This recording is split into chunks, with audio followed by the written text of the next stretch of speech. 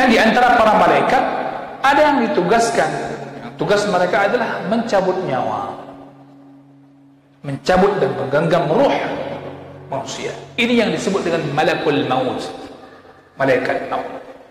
Semua kita di sini sedang menunggu kedatangannya, yang kita tidak tahu kapan, tempat dan waktunya kita tidak tahu. Yang nama kita bisa berubah seketika setelah malaikat itu datang. Hebat nama kita dengan berbagai gelar. Ketika sudah meninggal dunia, orang datang ke rumah enggak lagi tanya nama kita, tapi pertanyaannya, di mana jenazah tersebut? Di mana jenazah? Di mana mayat? Enggak lagi disebutkan nama. Enggak lagi disebutkan nama. Seketika berubah ketika datang malaikat itu. Yang mana malaikat ini lahu a'wanun yusa'idunahu ala dhalik. Dia memiliki sejumlah penolongnya, ada timnya, yusa'idunahu ala dhalik. Yang mana para malaikat yang bersama malaikat maut ini adalah membawa kafan, membawa kafan dan apa namanya yang dipakaikan kepada mayat. Untuk apa kafan malaikat bawa? Apa yang dikafankan? Ruh. Dikafankan ruh yang keluar dari jasad jika dia min ahli iman, di golongan orang-orang beriman. Allah. Ketika kita akan meninggal dan meninggal dalam keadaan iman, malaikat datang membawa kafan yang dia akan mengkafani ruh orang-orang beriman. Ja'alana Allah minhum. Semoga Allah Subhanahu wa taala menjadikan kita bagian daripada mereka. Mereka menurunkan kafan dari surga. Menurunkan kafan dari surga dan dipakaikan aroma-aroma dari surga. Wa in kanu min ahli an-niran wal 'iyadu billah. Jika mereka manusia itu daripada ahli neraka, maka juga akan dibawakan kafan dari neraka. Kemudian para malaikat tersebut duduk di sisi orang yang akan meninggal dunia, yang akan mati, artinya menjelang kematian, muhtadar, yang sedang sakarat. Malaikat itu duduk di situ. Ya, yang hadir ke situ tujuannya adalah untuk mengeluarkan ruh sampai di kerongkongan. Mengeluarkan ruh sampai di kerongkongan. Maka jemaah saya muliakan, bayangkan kalau ini hadir perasaannya dalam diri kita, insya Allah akan lahirlah kehidupan kita yang berbeda. Mungkin seperti kebiasaan kita hari ini yang tidak baik akan berubah. Malaikat itu tugasnya mengeluarkan ruh sampai ke kerongkongan, hatta tablugh al-hulqum.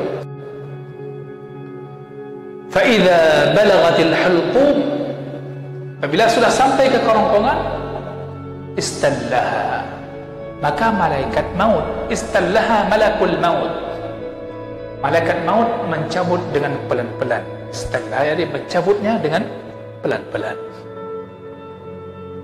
Kemudian diberikan kepada timnya tadi yang membantunya dan diletakkan wangian dan kafan. Begitulah tugas para malaikat, malaikat maut. Wal bashar, sedangkan manusia tugasnya dari orang mati adalah mengkafankan badannya dan meletakkan wangian di badannya, sedangkan malaikat di ruhnya. Hadirin yang saya muliakan, itu di antara tugas malaikat yang berhubungan dengan manusia. Dalam hal ini kita bisa memperhatikan bagaimana penjagaan dan perlindungan Allah Subhanahu wa ta'ala kepada manusia ini. Fanzur ila inayatillah bil adami. Perhatikanlah bagaimana perlindungan dan penjagaan Allah Subhanahu wa ta'ala kepada manusia. Malaikat mengkafankan ruh, manusia mengkafankan badan. Dan ketika malaikat itu datang, tidak sedikit pun mereka melalaikan tugasnya. Wa huwal qahiru fawqa ibadihi. Ursilu alaikum hafazah. Dan juga ada malaikat-malaikat yang sebelum malaikat maut datang, ada malaikat-malaikat yang tugasnya adalah menjaga kita, mencatat amal kita. Hatta idza jaa ahadakumul mautu. Malaikat apa? Mati itu yang datang ke menghampiri manusia. Hatta idza jaa ahadakumul maut tawaffathu rusuluna wa hum la yufarriqun. Ketika datang kepada kalian kematian, yang datang adalah mati, sehingga dikatakan tidak ada seorang pun yang bisa lari daripada mati. Ayat lain menyebutkan tidak ada yang mampu lari daripada mati, walaupun kalian berada di benteng yang sangat kokoh, tidak ada yang mampu lari daripada mati. Tidak ada yang mampu. Bukankah yang dulu pernah berada di istana, mereka juga mati.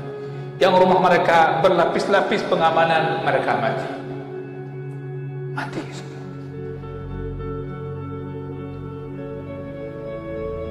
Hatta idza jaa ahadakumul maut tawaffathu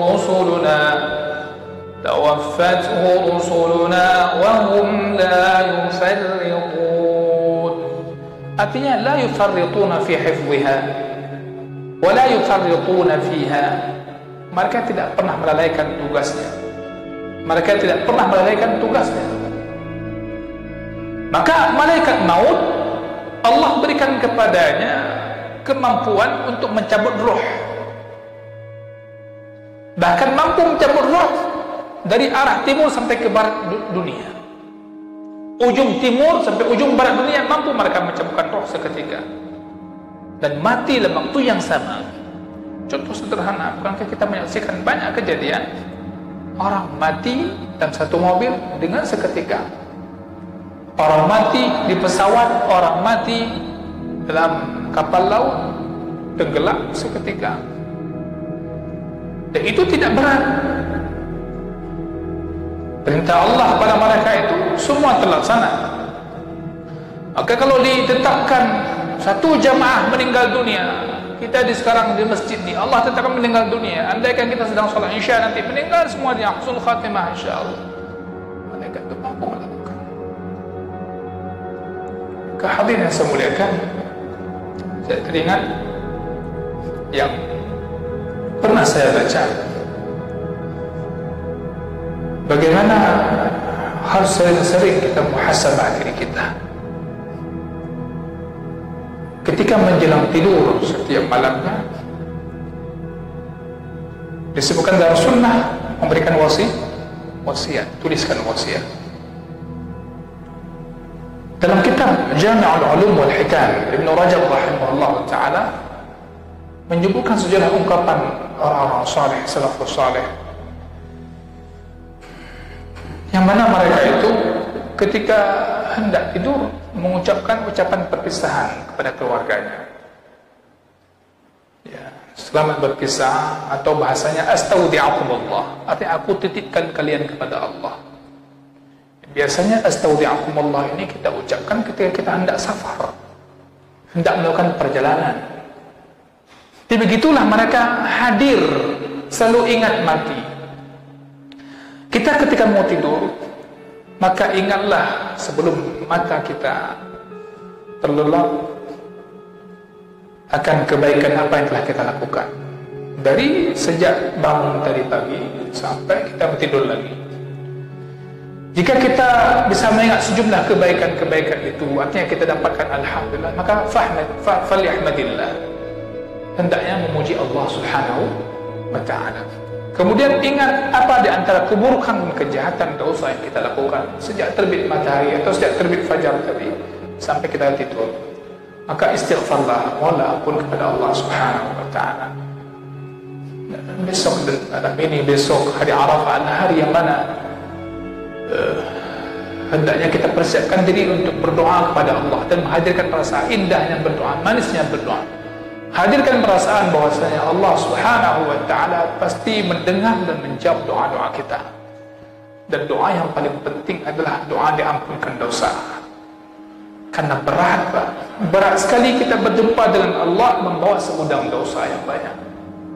Inilah yang ditakuti oleh para sahabat, oleh para salafus saleh, oleh orang-orang mukmin. Mereka takut husnul khatimah. Sebagaimana mereka takut nifaqul asghar, nifaq yang paling kecil, yang mana itu akan tumbuh dan berkembang dan menjadi nifaq besar ketika mati nantinya. Itu yang selalu mereka evaluasi diri. Satu saja ingin saya katakan sebagai tambahan. Bayangkan betapa banyak lalai kita daripada yang namanya istighfar.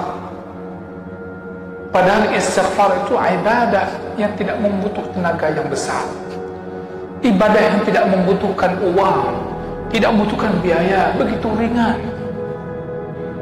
Tapi waktu pun begitu sangat singkat. Berapa kali kita beristighfar? Padahal Allah mengatakan dalam hadis qudsi, ya ibadi innakum tukhti'una bil-laili wan-nahar. Wahai hambaku, sesungguhnya kalian senantiasa melakukan dosa, berbuat kesalahan siang dan malam. Apa kata Allah? Fastaghfiruni. Kalian buat dosa siang dan malam, mohonlah ampun kepadaku. Allah memberikan jaminan, aghfir lakum. Pasti aku mengampuni dosa-dosa kalian. Tapi hal ini kadang ini yang sering kita luput, lalai kita. Hidup seakan-akan masih ada besok, kita yakin sekali. Hadirin saya muliakan, ingat malaikat maut itu tidak pernah mengabaikan tugasnya. Maka malaikat maut ketika mencabut ruh dalam dengan satu waktu meninggal sejumlah banyak orang. Maka manfaatkanlah untuk mengingat mati itu. Hari ini kita dapat berita orang meninggal dunia dalam satu hari sekian orang. Kawan kita yang kita kenal atau yang tidak kita kenal telah meninggal sepulang, telah meninggal sepulang, telah meninggal sepulang. Hadir enggak dalam hati kita, aku kapan meninggal? Hari ini kita baca berita orang meninggal dunia, suatu saat orang akan baca berita tentang kita meninggal. Dan setelah meninggal coba diingat. Hari ini berapa banyak kawan kita, sahabat kita, keluarga kita, kakek kita, orang tua kita yang telah meninggal dunia. Bukankah begitu cepat kita lupa kepada mereka? Cepat. Maka mesti fokus hidup ini. Bagaimana agar hidup kita ini punya umur yang panjang? Bagaimana punya umur yang panjang? Punya umur yang kedua. Bagaimana umur kedua? Inilah, punya anak yang saleh. Jadikan mereka punya anak, jadikan mereka anak yang saleh. Kita punya harta, berikan jadi harta itu jadi sedekah jariyah. Yang menjadi umur kita kedua. Subhanallah. Imam An-Nawawi rahimahullah ta'ala. Imam An-Nawawi rahimahullah ta'ala. Sudah berapa abad beliau meninggal. Tapi hari ini orang sampai hari ini masih mengatakan, berkata Imam Nawawi rahimahullah, berkata Imam Nawawi rahimahullah, umurnya akan masih hidup. Imam Al-Bukhari rahimahullah dan para ulama hadis yang lainnya, para ulama terdahulu, yang sampai hari ini tidak ada khatib yang naik ke mimbar, tidak ada penceramah yang tidak menyebutkan nama-nama mereka tadi.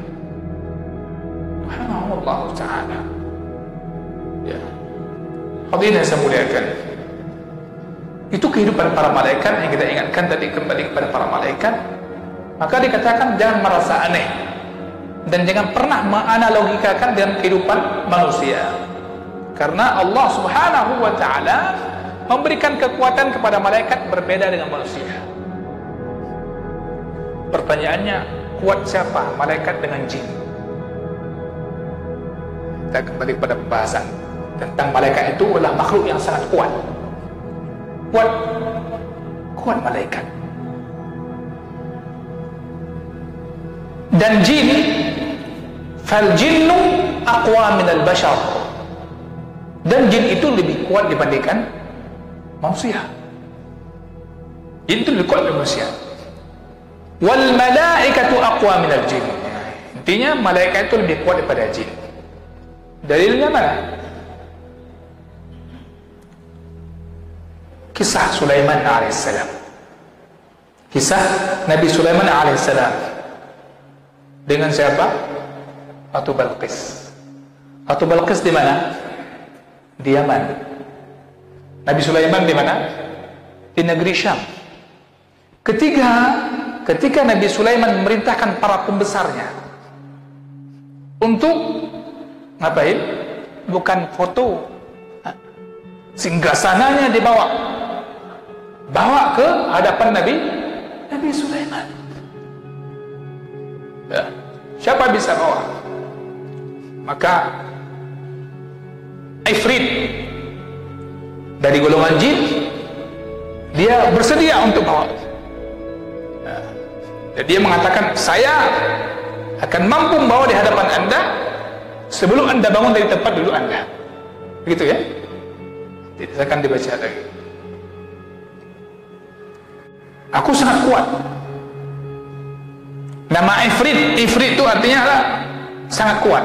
Ifritun yakni qawiyyun syadid. Itu makna Ifrit. Ya ayyuhal mala' يا أيها الملأ أيكم يأتيني بعرشها قبل أن يأتوني مسلمين قال عفريت من الجن jin. Ifrit jawab, saya. Yang jin dengan Nabi Sulaiman. Tengok lebih parah ni Pak Jin. Nabi you Alamu jangan berbuat. Qala ifritun minal jinni ana atika bihi qabla an taquma min maqamik wa inni alayhi laqawiyyun amin. Surah An-Naml ayat 38. Begitu dia. Arash di Yaman, Nabi Sulaiman di negeri Syam, yang dahulu perjalanannya 1 bulan. Jin mengatakan sebentar akan datang. Dia mengatakan ana atika bihi qabla an taquma min maqamik wa inni alaihi laqawiyyun amin. Jadi Nabi Sulaiman ya biasa kadang dulu isi tempatnya dalam waktu tertentu. Maka beliau mengatakan qala alladhi 'indahu 'ilmun minal kitab ana atika bihi qabla an yartadda ilayka tarfuk. Ada yang lebih cepat daripada yang tadi ya, yaitu bagaimana sebelum mata ini selesai berkedip sampai lebih cepat.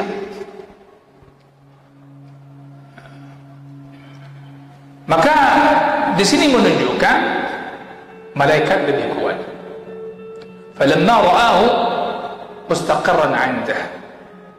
Hadirin saya muliakan, malaikat itu membawa singgasana dari Yaman ke negeri Syam dalam waktu yang sangat lebih cepat. Maka dari ini disimpulkan bahwasanya al-malaikatu aqwa minal jin. Malaikat itu lebih kuat daripada jin. Masya Allah. Mudah-mudahan nanti ada kesempatan Allah berikan kita umur panjang, malaikat maut belum datang kepada kita, kita sambung lagi tentang malaikat-malaikat yang lain. Barakallahu fiikum. Subhanakallahumma wa bihamdik, asyhadu an la ilaha illa anta, astaghfiruka wa atubu ilaik. Wassalamu alaikum warahmatullahi wabarakatuh.